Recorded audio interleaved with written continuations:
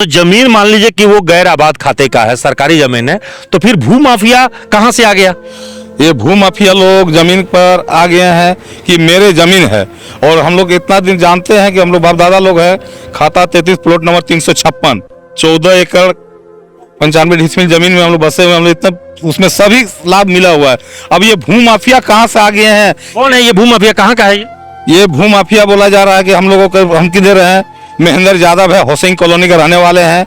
और इनका एगो सुशिंदा राय का कोई है, उसको पावर बा पेडनिंग कोई दिया हुआ, उसी का आधार लेके ये अपने वो दिखा रहे हैं हमको कि ये हमारी जमीन है, ये जमीन खाली करो।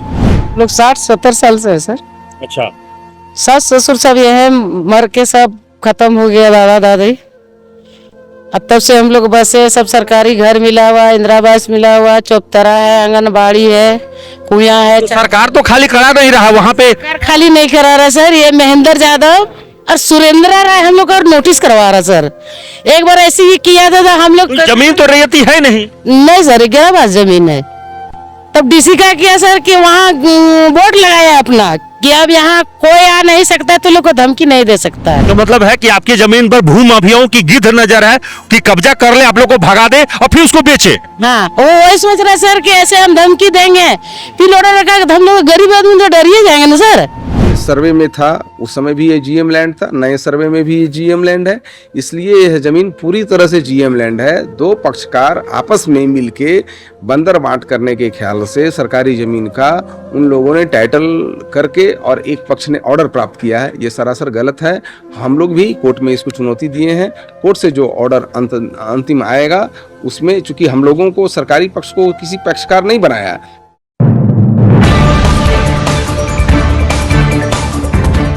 वैसे तो धनबाद समाहरणालय यानी उपायुक्त कार्यालय में प्रतिदिन सैकड़ों लोग पहुंचते हैं अपने फरियाद को लेकर। चूंकि जनता दरबार में यहां पर आमतौर पे लोग अपने फरियाद को लेकर आते हैं, न्याय के लिए यहां पे अधिकारियों से मिलते हैं, उपायुक्त से मिलते हैं। लेकिन आज यहां पे सैकड़ों लोग पहुंचे हैं धनबाद के गोविंदपुर अंचल के कंगालों से। दरअसल ये आम आदमी जिनको आप देख रहे हैं, ये वो लोग हैं जो दलित है, पिछड़ा है और आदिवासी समाज से आते हैं। इन सभी की तकलीफ एक ही है, जहां पे ये पिछले 60-70 वर्षों से बसे हुए हैं, इनके घर को उजाड़ने की तैयारी चल रही है। और ये कोई और नहीं बल्कि भू माफिया कर रहे हैं। अब इनकी तकलीफ यह है कि जिस जगह पे बसे हुए हैं उसे गैर आबाद खाते की जमीन बताई जा रही है, यानी सरकारी जमीन जीएम लैंड बताई जा रही है। और जहां पे ये बसे हुए वहां पे तमाम तरह की सरकारी सुविधाएं भी वहीं पर मैसर की गई है। मतलब पीएम आवास योजना हो, शौचालय का लाभ हो, या तमाम तरह की जो योजना का आंगनबाड़ी है, ये सभी योजनाओं का लाभ सरकार भी वहीं पहुंचा रही है। अब सवाल है कि सरकारी जमीन को कोई निजी व्यक्ति अपनी रैयत कैसे बना रहा है? अभी इस सवाल का जवाब ढूंढने के लिए ये लोग धनबाद के उपायुक्त कार्यालय पहुंचे हुए हैं। क्या कुछ इनकी फरियाद है, इनसे हम बात करते हैं। जी, पहले तो बताएं कि कहां से आए हैं आप लोग? हम लोग गोविंदपुर अंचल से, जेलगढ़ा पंचायत, कंगालो, झारखंड कॉलोनी का बस्ती है। हम लोग को गरीब, हरिजन, आदिवासी सब दलित परिवार हम लोग बसे हुए हैं।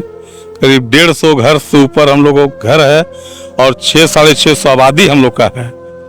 और सरकारी योजना करीब हम लोग को सभी लाभ मिल चुका है। हम लोग 60 से 70 साल से हम लोग बसे हुए हैं, वहाँ पर है। बाप पिताजी लोग मरे, वहीं पर मरे। आज हम लोग उसका बेटा लोग हैं, हम लोग भी वहीं पर हैं। तो आप लोग सरकारी पट्टा प्राप्त क्यों नहीं कर लेते? वहां पे सरकार से ही कह देते कि भाई इसी जगह पे हमको बसा दीजिए, हमको क्यों उजाड़ने की तैयारी चल रही? ऐसे हम लोग कितने बार सरकार को भी आवेदन दिए थे कि बंदोबस्ती कराने का, जिसमें हम लोग को इसमें बंदोबस्ती का भी आदेश मिल चुका था। तो उस टाइम DCLR साहब और DC साहब ने जाके फिर बोला कि घर घर का नक्शा काटा जाए, जितना जितना जमीन का जो जिसको मैंने हाथ दिया जाएगा जमीन, तो उसमें कुछ नक्शा भी बना था हम लोग को। करीब ऐसे 20-25 साल पहले लग रहा है, उस टाइम नक्शा कटा था। तो किसी भी तरह से अब वो नक्शा बोला बंदोबस्ती अब मिलेगा। हम लोग को DC ऑफिस काटते आज मिले, कल मिले, आज मिले, उसके बाद बोल दिया कि इसमें केस चल रहा है अभी जमीन में।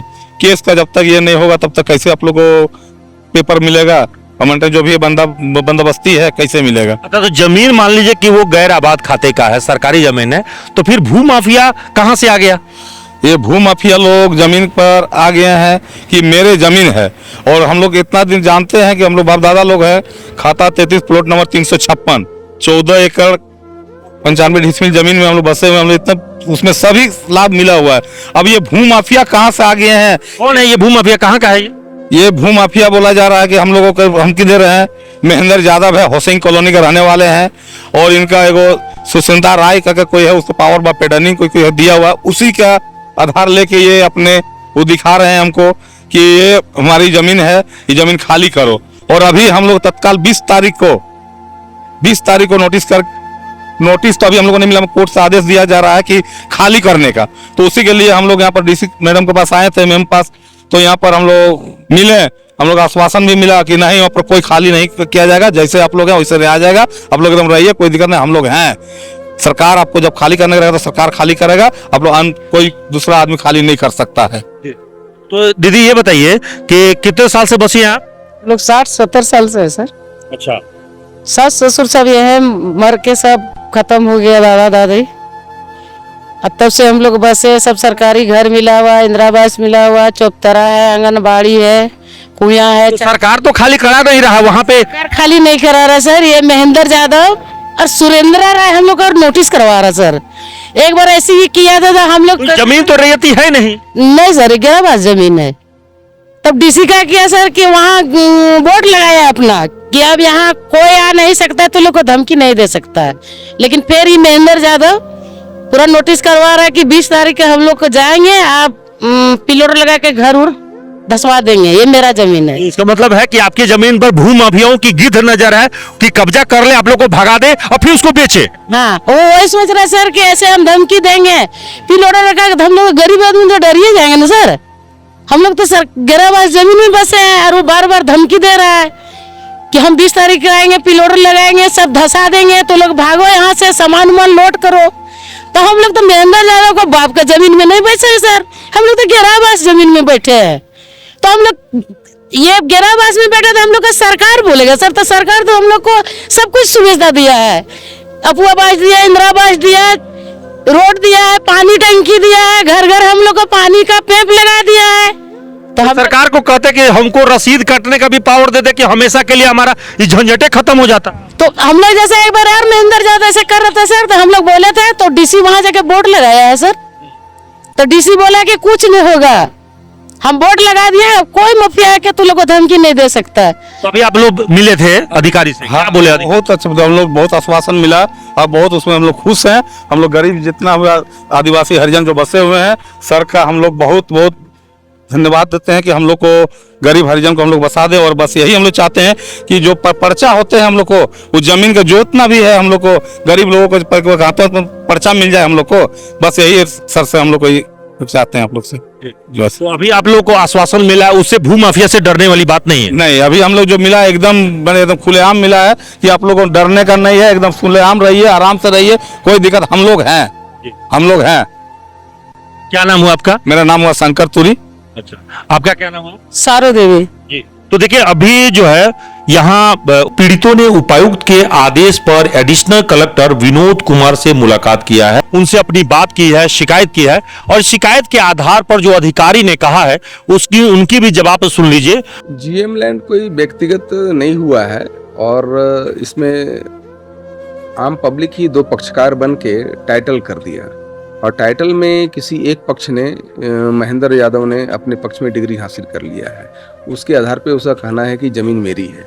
जबकि हम लोगों ने पिछले ही साल सिविल कोर्ट में वाद दायर करवाया है, और वाद दायर करवा के चूँकि 4 मामले इसमें हैं, चारों मामलों को हम लोगों ने क्लब करके सुनवाई करने हेतु आग्रह किया है कोर्ट से। और जो पुराना ये सर्वे में था उस समय भी ये जीएम लैंड था, नए सर्वे में भी ये जीएम लैंड है, इसलिए यह ज़मीन पूरी तरह से जीएम लैंड है। दो पक्षकार आपस में मिलके बंदर बांट करने के ख्याल से सरकारी ज़मीन का उन लोगों ने टाइटल करके और एक पक्ष ने ऑर्डर प्राप्त किया है, ये सरासर गलत है। हम लोग भी कोर्ट में इसको चुनौती दिए हैं। कोर्ट से जो ऑर्डर अंतिम आएगा उसमें चूंकि हम लोगों को सरकारी पक्ष को किसी पक्षकार नहीं बनाया, जबकि जीएम लैंड था, पक्षकार बनाना चाहिए था, तो कोर्ट के आदेश को हम लोग पुनः हम लोगों का जो मामला है जो कोर्ट में ऑलरेडी पहले से दायर है उस पर हम लोग कोशिश करेंगे कि न्यायोचित उसमें ढंग से उसको सुन के और न्यायालय अपना निर्णय पास करे ताकि हम लोग जो सरकारी ज़मीन है उसको संरक्षित रख पाए। जो लोग बसे हुए हैं वो कब तक बस सकते हैं? नहीं, बसने का वो बसे हुए हैं वो इलीगल है, वो इलीगल है, लेकिन कोई पब्लिक की ज़मीन हो जाएगी ऐसा नहीं, वो इलीगल है। उसको फिर हटाने के लिए हम लोग इनक्रोचमेंट का जो अभियान है उसके तहत हम सीओ को डायरेक्शन देंगे, अपना लीगल प्रोसेस में आके उसको हटाया जाए। जो व्यक्ति महेंद्र यादव ने वहाँ पे लीगल अपना दावा ठोका है उसकी भी तो जमीन रसीद नहीं कट सकती क्योंकि वो GM नहीं, अभी जीएम की उसकी रसीद नहीं कटेगी, वो दो पक्ष अपने में सेटल करके और किसी के पक्ष में ऑर्डर आ जाने से सरकारी जमीन किसी की हो जाएगी ऐसा नहीं है। जो अधिकारी हैं उन्होंने साफ तौर पे कहा है कि ये जो जमीन है वो सरकारी जमीन है, जीएम लैंड है और इस पर कोई निजी व्यक्ति अपना अधिकार नहीं जता सकता। यदि वो कोर्ट में भी, पहले तो उन्होंने कहा कि दो पार्टी जानबूझकर जमीन को हड़पने के नियत से वहां पे कोर्ट में गए थे और कोर्ट ने एक पक्ष में अगर फैसला सुना भी दिया है तो इस मामले में सरकार को पार्टी नहीं बनाई गई है। यानी अब जिला प्रशासन खुद इस मामले में पार्टी बनने की तैयारी कर रही है ताकि वो सरकार को और कोर्ट को बता सके कि यह जमीन किसी व्यक्तिगत प्रॉपर्टी नहीं है, यानी किसी का निजी खाते की जमीन नहीं है। यह काम करने के लिए कार्रवाई कर रही है और जिला प्रशासन आगे जाके इस पूरे मामले में यह भी लगी हुई है कि कोर्ट को सही चीजें बता सके, तफ्सीस कर सके कि ये जो लोग बसे हुए हैं वो सरकारी जमीन में बसे हुए, किसी रैयती जमीन में नहीं बसे हुए हैं, किसी भू माफिया की जमीन नहीं है। जो भू माफिया उस जगह पे गिद्ध नजर लगाए हुए है, दरअसल उसकी इच्छा यही है कि ये सभी भोले भाले जो लोग हैं, ये दैनिक मजदूरी करके अपना परिवार का खर्चा चलाते हैं, इन सभी को किसी तरह से भगा सके और वहां पे जमीन पे कब्जा करके और फिर वो लाखों करोड़ रुपया में बेचकर कमाई कर सके। इतना ही है, दरअसल उसकी मंशा कुछ भी नहीं है। इस मंशा के पीछे का उद्देश्य भी जिला प्रशासन को पता है। यानी जिला प्रशासन का अब एक ही जो है विशेष रूप से इन सभी लोगों को अगर बसाना चाहती है तो उसके लिए सबसे पहला काम जिला प्रशासन को करना चाहिए कि पहले तो इनको अस्थाई एक पट्टा दे दे ताकि ये आसानी से शांतिपूर्ण अपना जीवन निर्वाह कर सके और परिवार का भरण पोषण कर सके और इसलिए सरकार को इसमें पहल करने की आवश्यकता है। सहयोगी विवेक के साथ कुंवर अभिषेक सिंह, न्यूज़ एनपी, धनबाद।